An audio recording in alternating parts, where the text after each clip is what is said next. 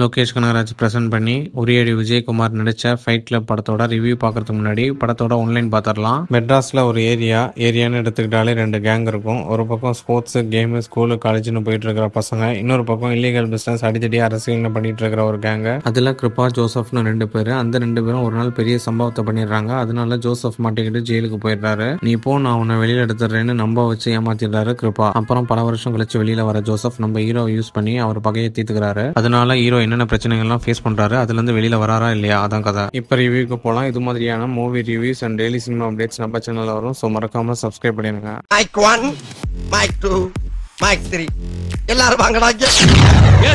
இதுல ஒண்ணும் குறைச்சல. சரி, ஃபைட் கிளப் படம் பார்த்தாச்சு, எப்படி இருந்துச்சு சொல்லுங்க மைக் 1. ஆக்சுவலா நான் வந்து ஆர்டிஎக்ஸ் தள்ளுமாலா அந்த மாதிரி இருக்குன்னு எதிர்பார்த்துட்டு வந்திருந்தேன். இது வந்து கிட்டத்தட்ட ஆர்டிஎக்ஸ் டைப்ல தான் இருந்துச்சு. ஆர்டிஎக்ஸ் என்னன்னு பாத்தீங்கன்னா ஒரு ஸ்டோரியும் இருக்கும், அதோட சேர்ந்து ஃபைட்டுக்கும் இம்பார்ட்டன்ஸ் கொடுத்து பண்ணிருப்பாங்க. ஃபைட் கிளப்ல பாத்தீங்கன்னா உங்களுக்கு வந்து ஃபைட்ஸுக்கு வந்து பெருசா இம்பார்ட்டன்ஸ் கொடுத்து அந்த சினிமேட்டிக்கா காமிச்சிருக்க மாட்டாங்க. ரோட்ல போறவங்க அடிச்சுக்கிட்டா எப்படி இருக்குமோ அந்த மாதிரி தான் இருக்கும் நிறைய சீன். அதாவது ரியலிஸ்டிக்கா எடுத்திருப்பாங்க. ஸ்பெசிஃபிக்கா பாயிண்ட் அவுட் பண்ற மாதிரின்னு பாத்தீங்கன்னா ஒரே ஒரு சீன் தான் சொல்ல முடியும், கிளைமேக்ஸ் ஃபைட். அது வந்து நல்லா இன்டென்ஸா காமிச்சிருப்பாங்க. ஒரு பொருள் எடுத்து ஒருத்தனை அடிக்கிறோம்னா அது அவன் மூஞ்சில எப்படி இறங்கும் அப்படிங்கறத நல்லா காமிச்சிருப்பாங்க. அது வந்து பார்க்கும் போது இப்ப நம்ம நேர்ல அந்த மாதிரி அடிச்சா எப்படி ஒரு மாதிரி சிலிர்த்து பார்ப்போமோ அந்த மாதிரி இருந்துச்சு. இதே ஆர்டிஎக்ஸ் எடுத்துக்கிட்டீங்கன்னா ஒரு 3-4 ஃபைட் இருக்கு, ரொம்ப நல்லா இருக்கும். பட் இதுல அதுதான் மிஸ் ஆகிற மாதிரி எனக்கு பர்சனலா ஃபீல் ஆச்சு. உங்களுக்கு எப்படி இருந்துச்சு ஃபைட் எல்லாம்? இல்லை, எனக்கு வந்து அந்த படம் மாதிரி இருக்கும் இந்த படம் மாதிரி இருக்கும்னு எந்த எக்ஸ்பெக்டேஷனும் இல்லை. ஃபைட் கிளப்னு பேர் வச்சிருக்காங்க, ஃபைட்ஸாக இருக்க போதுன்னா நான் வந்தேன். அதே மாதிரி தான் ஃபைட்ஸாக இருந்துச்சு. ஆனால் வந்து அதை வந்து பிக்கர் வேலை கொஞ்சம் கமர்ஷியலாக காமிக்கல. இந்த சுச்சுவேஷனுக்கு ஏற்ற மாதிரி கோரியோகிராஃபி பண்ணியிருக்காங்க, எல்லாமே ரியலிஸ்டிக்காக இருந்துச்சு. அண்ட் ஃபர்ஸ்ட் ஆஃப் பொறுத்த வரைக்கும் ஸ்க்ரீன் பிளே வந்து ஸ்லோவாக தான் போச்சு. மலையாள படம் பார்க்குற மாதிரி தான் இருந்துச்சு. ஏன்னா வந்து நார்த் மெட்ராஸு அந்த அவங்க இருக்கிற ஏரியா பற்றி, அங்கே இருக்கிற கேங் பற்றி அப்படியே ஸ்லோவாக சொல்லிகிட்டே வருவாங்க. அதுவும் டீட்டெயிலாக சொல்லுவாங்க.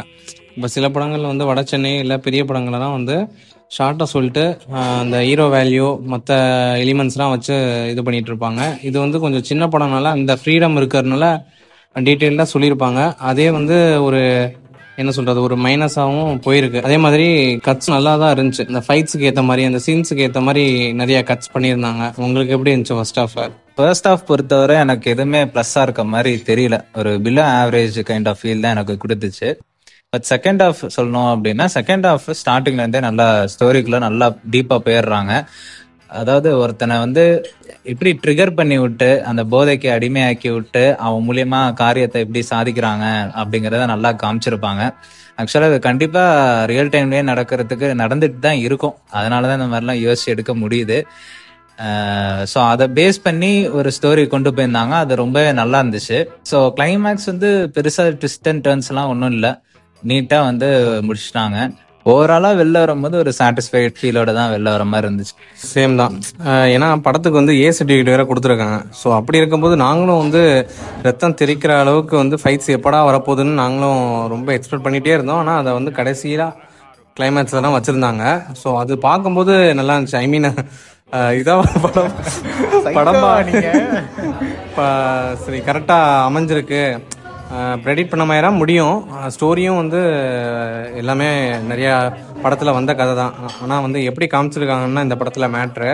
ஸோ அதே மாதிரி ப்ரெடிக்ட் பண்ண மாதிரி தான் முடிஞ்சிருக்கும் கிளைமேக்ஸுமே. ஆனால் நல்லா காமிச்சிருப்பாங்க, எதிர்பார்த்தது இருக்கும். ஸோ கிளைமேக்ஸ் அந்த சீனுக்காக தான் ஏன் கொடுத்தாங்களா என்னன்னு தெரியல. ஆனால் நல்லா தான் இருந்துச்சு, எதிர்பார்த்த மாதிரி முடிஞ்சிருச்சு. ஸோ நீங்கள் எவ்வளோ கொடுப்பீங்க ரேட்டிங் இந்த படத்துக்கு? நான் வந்து 3/5 ஆவரேஜ். நானும் 3/5. ஓகே மூவி, நல்லா பார்க்கலாம். சொல்ல வரதை சொல்லிட்டாங்க, அவ்வளோதான்.